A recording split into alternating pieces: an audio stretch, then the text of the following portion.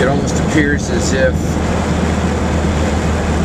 there's a big split happening in the country. You've got government, which is the biggest employer now, by far, is now its own entity, its own organism. It sort of grows at its own rate. It's like one of those expanding, growing amoeba type things. Then you have corporate America, which is well capitalized, protected by corporate laws, pays minimal taxes in many respects, and they're going to be okay too. They're the ones that are recovering. So the recovery is all on the corporate level. Then you have the smaller business people, medium-sized business people, and you know that is a disaster right now.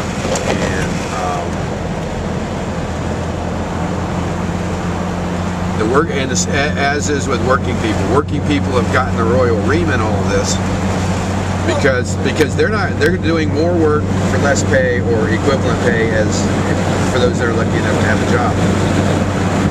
And so you add to this the huge debt that's already beginning. It appears to start to kick in an inflationary period. You know, gosh, I mean, it just does not look like. And the problem is it's hard to see any indicators to me that are really solid, other than, well, Wall Street's going up. Well, it went up before and then it crashed. You know, it could be another bubble coming up. It literally could. Especially with the commercial real estate. Well,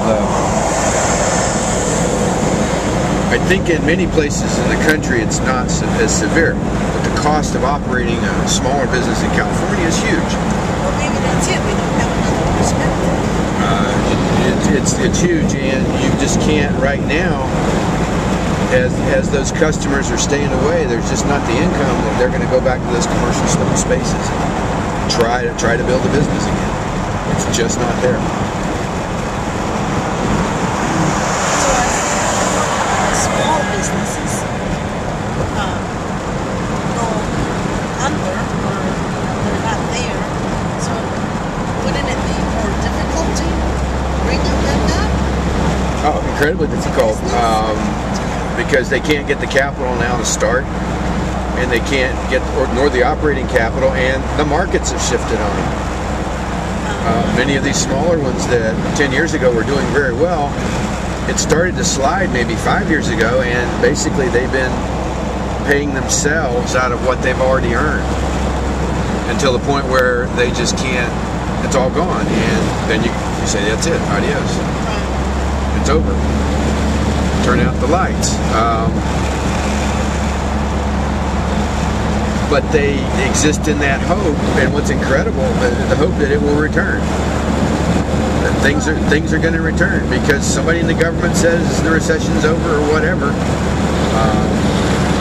They think those good times are going to return. Well, the good times are there for the government and for many of the corporations. But for pretty much, and you have to even include professionals now. The professions are struggling. Many of those are struggling because demand is way down. And so the younger graduates coming out, what are they going to do?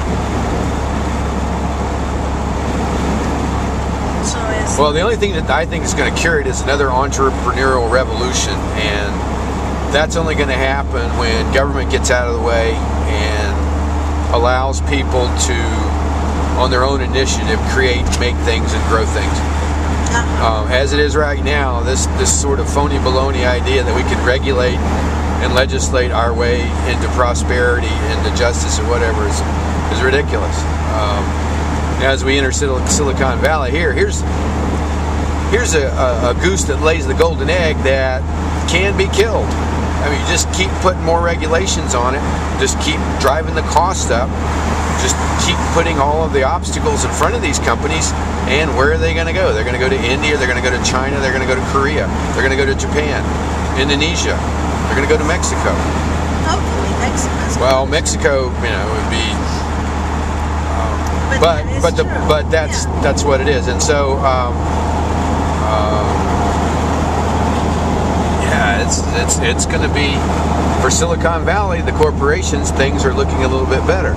For those in Silicon Valley that are not part of those corporations, it really doesn't look better from their viewpoint.